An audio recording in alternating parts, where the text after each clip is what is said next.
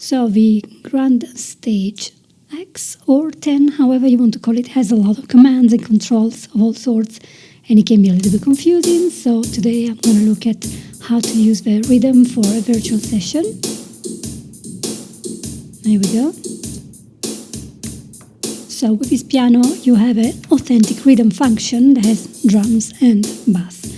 So in this way you can enjoy a virtual session with drums and the bass, and you will follow the chord progression you play or you program in advance. So if you have a look, you can see all the sliders and things that you can press.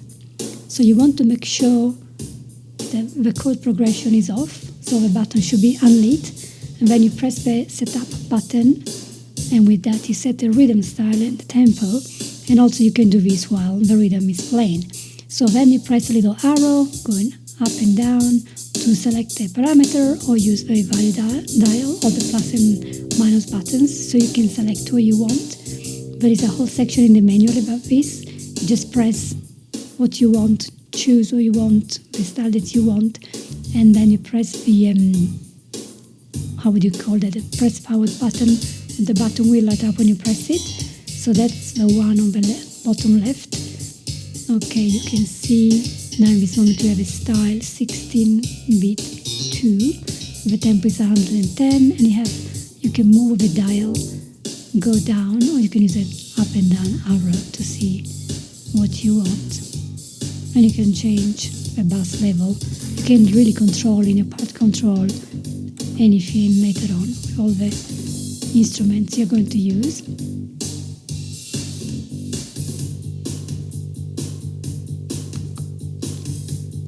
By pressing the arrow to go down, you can choose your tempo.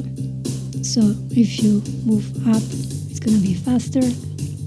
Now we're going to 160 something. If you move down, it's of course going to be a slower tempo. And then you can go to the drums levels, see those as well. How strongly are they going to be in the background? Are they going to come really close to you or not? So that's important depending on the song you're creating. And then by pressing the button again, you can see the bass level. Back again, you decide what you want to do.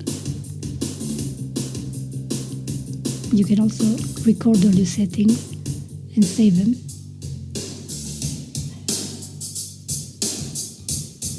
Now bouncing around, you can literally holding the iPad at the same time. So by pressing the buttons, you really see what happens.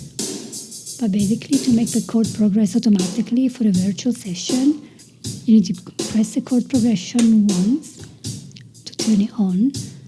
Then you press setup, and with the setup you choose the rhythm style and the tempo.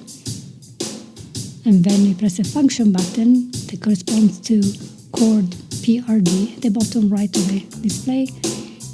And then you use these arrows and buttons to go up and down to the left of the display. You can use a value dial, and then eventually you select the setup and you press enter, and you see the chord names. Now for those who know the chord names, that's amazing, and you can do that while you play as well. You keep pressing those buttons, and when you press a button you will see the light is on, you will hear the drum and the bass starting playing, and the bass part will follow along automatically with the chords shown that follows along. So it's not like an accompaniment like you would do in other different keyboards. This is like to practice, not to really compose very complex music.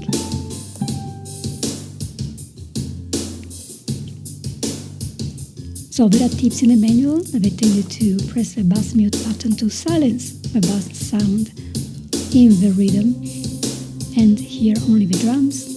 And you can also quickly set the tempo by pressing the tempo button 2 or more times at the desired tempo. So there's something I keep forgetting.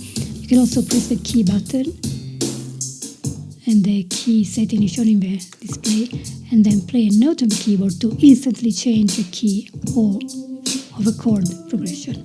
So there are lots of things to remember. I think the best thing is to just play around, press everything and see. And then if you have a favorite combination, you can save it as a favorite, and that is very well explained in the manual. And you can see in the manual all the parts and the steps of what to do, how to set your options for the rhythm, for the key touch, for the equalizer, for the analog tone, and for the audio in. So you have a complete choice.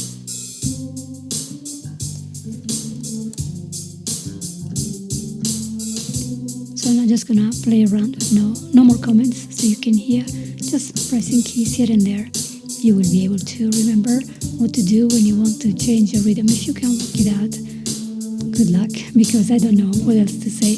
It's not very easy unless you're very technical here. But basically you have to play around and see which rhythm goes with the songs that you want, and then try to press the correct chords.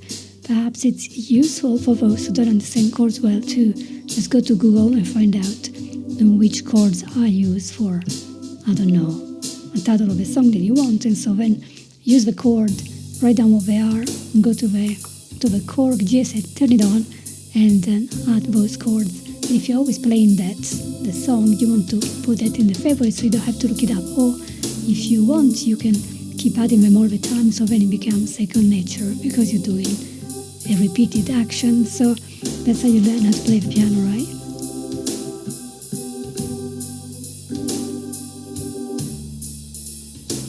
So bear in mind, this recording is done in a day with a huge allergy. I have no voice whatsoever, and I'm standing up by the piano, holding the iPad with one hand and pressing the keys with the other hand. So it's very hard to do anything decent, and I'm not a master player at all. So sorry for that. I'm just trying to help you if you want to buy or maybe try this instrument and you haven't found anything. There we go. That's a place where to see how to play with it. I hope you enjoy that. So in the other videos following this, I will be recording different audios, different sound. There are 700 programs, 700 sounds, so there's so much you can do. You can lay them, you can put them together and record if you have a MIDI, or basically use a DAW, D-A-W. So it's quite fun, and I hope you listen to them, and if you have any ideas of what to do with them, let me know.